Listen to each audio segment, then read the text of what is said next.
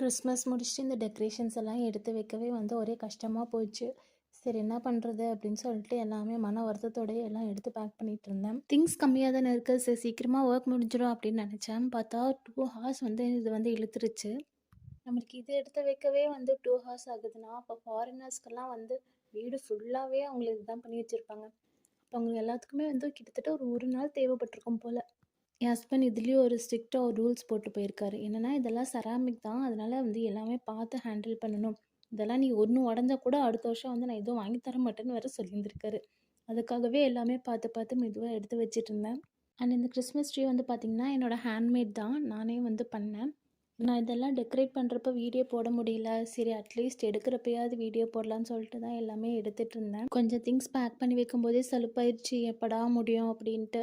அப்புறம் ஒரு வழியாக எல்லாமே எடுத்து பேக் பண்ணி எல்லாமே அரேஞ்ச் பண்ணி ஒரு பேக்கில் போட்டு வச்சாச்சு.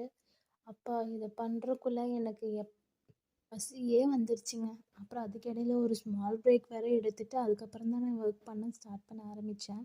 2 மணி நேரம் போராட்டத்துக்கு அப்புறம் ஃபைனலாக வந்து எல்லாமே பேக் பண்ணி முடித்து எல்லாமே தூக்கி மேலே வச்சாச்சுங்க. See you tomorrow. Bye.